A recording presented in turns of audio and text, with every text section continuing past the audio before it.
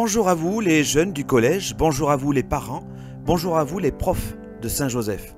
La plupart d'entre vous, vous me connaissez, mais peut-être pas tous. Alors je me présente, je m'appelle Sébastien Barge, je suis enseignant en classe de CM1 dans la même école, à l'école primaire Saint-Joseph d'Aubière, et je suis également diacre permanent du diocèse de Clermont depuis maintenant 17 ans. Depuis que je suis dans cette école, ça va faire 8 ans, eh bien, on m'a demandé d'être responsable de la pastorale au niveau de l'école, que ce soit au collège et en primaire et maternelle. Qu'est-ce que c'est que la pastorale? Un grand mot pour dire tout simplement l'intérêt qu'on peut accorder à la question de la foi, à travers l'éveil à la foi, les questions autour de Dieu, de la religion, mais aussi autour des sacrements. Je ne suis pas tout seul. Au collège, il y a des catéchistes notamment, des anciens professeurs, Marie-Odile Clajat et puis Catherine Desnoux. Et puis dans le domaine du primaire et maternel, eh bien, des professeurs aussi ont accepté de cette responsabilité de faire la catéchèse. Alors, pourquoi cette vidéo? Tout d'abord pour vous dire à vous les collégiens que depuis ce début d'année, septembre 2020, c'est une année pas comme les autres, vous le savez très bien, vous portez un masque, on n'a pas l'habitude de porter un masque, on ne peut pas rencontrer qui on veut, c'est vraiment pas génial. Et pour la pastorale, eh bien, nous n'avons pas pu faire non plus de la même manière que nous faisions chaque année les rencontres entre midi et 2 à la pause méridienne, c'est pas possible. C'est pas possible pour différentes raisons. Tout d'abord avec le non-brassage des classes, c'est compliqué de se rencontrer. Et puis surtout, il y avait une autre personne, Marie-Françoise de Chauffru, ancienne professeure de mathématiques au collège Saint-Joseph, qui a une grande implication dans la pastorale.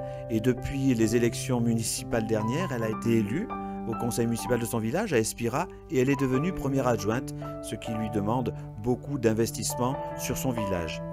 Et donc, elle ne peut pas être aussi présente au niveau de la pastorale. Elle me l'a confirmé encore il n'y a pas si longtemps que ça, et elle m'a précisé qu'elle viendrait que de temps à autre. Alors pour trouver quelqu'un d'autre pour m'aider dans la pastorale, j'ai rencontré une amie que je connaissais depuis un certain temps.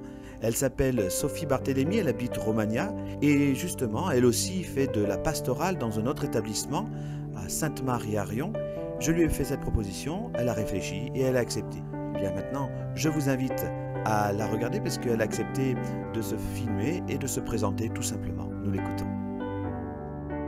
Bonjour à tous, bonjour à la communauté de Saint-Joseph. Eh bien, je me présente, je m'appelle Sophie, j'habite à Romagna, donc à côté d'Aubière, et donc de votre établissement. Je fais partie de la paroisse de Saint-Verny du Val d'Artière. J'ai accepté de rejoindre la pastorale de Saint-Joseph et j'ai hâte de faire votre connaissance et de pouvoir échanger avec vous. Je vous souhaite une très bonne préparation de Noël grâce à l'Avent qui commence. À très bientôt. Voilà une nouvelle tête qui viendra dans l'école. Alors quand, je ne sais pas, quand le confinement sera terminé, je pense qu'en janvier, nous aurons la joie de rencontrer concrètement Sophie, qui fera partie de cette équipe de pastorale. Alors, j'ai derrière moi un objet bizarre, c'est un calendrier. Alors le calendrier, pourquoi un calendrier? Le calendrier de l'Avent, parce que je vous rappelle que dans quelques semaines, c'est la grande fête de Noël. Pour les chrétiens, Noël, c'est l'incarnation, un truc complètement dément.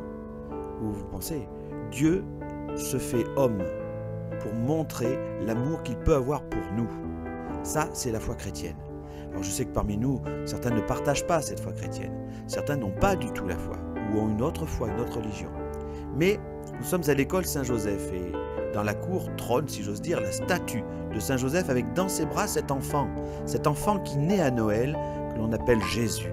Cet enfant qui est Dieu incarné, Dieu fait homme. Et bien pour l'accueillir, il faut nous préparer nos cœurs et peut-être aussi préparer notre état d'esprit à cette fête de Noël. Qu'on soit croyant ou pas, préparer notre état d'esprit à la rencontre et au partage, même si c'est difficile par ces temps de crise sanitaire. Eh bien, ce calendrier, que l'on appelle le calendrier inversé, pourquoi? Parce que nous sommes invités à recevoir un message et à donner en retour. Et à travers ce calendrier, nous voulons faire comme l'année dernière, soutenir une association de façon très concrète. Il n'est pas question d'argent, il est question d'alimentation. Nous allons soutenir la banque alimentaire du Puy-de-Dôme. L'année dernière, nous avons récolté presque 150 kg de denrées non périssables au profit de cette banque alimentaire. Nous espérons cette année doubler cette quantité puisque non seulement le collège y participe, mais également les maternelles et les primaires.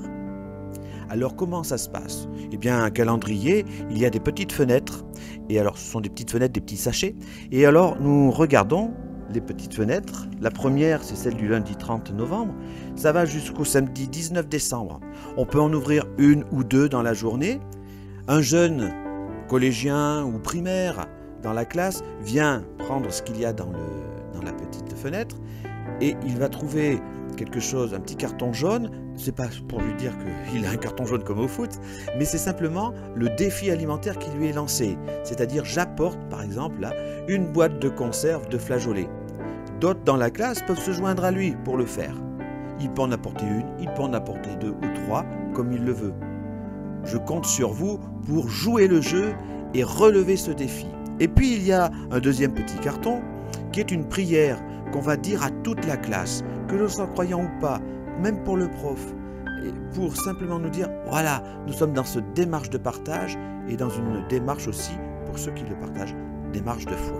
Voilà, calendrier tout simple pour vivre Noël avec un cœur peut-être un peu renouvelé, un cœur qui ne pense pas que à lui-même, à son cadeau qu'il aimerait avoir et tout ça, mais surtout au partage qu'il peut donner autour de lui, parce que le Christ nous l'a dit plus tard, quand il a 30 ans, il dit comme ça, « Ce que vous faites au plus petit d'entre vous, c'est à moi que vous le faites. » Et la boîte de flageolets, c'est comme si on le partageait au Seigneur. Mais ça veut dire que quand je pense aux autres, Dieu est présent. Partout il y a l'affection, l'amour, la tendresse, le partage. Dieu se rend présent. Voilà. Vous vous posez aussi peut-être une question concernant la fête de Noël, la célébration de Noël. Pour l'instant, nous ne pensons pas pouvoir aller à l'église puisque la jauge, c'est-à-dire le nombre de places accordées dans l'église, ne sera pas suffisante pour nous accueillir. Nous vivrons certainement cette célébration d'une façon un peu plus différente, à travers peut-être une visioconférence dans les classes. Mais bon, ça c'est encore une autre histoire. Nous avons encore le temps, c'est en préparation, vous verrez bien.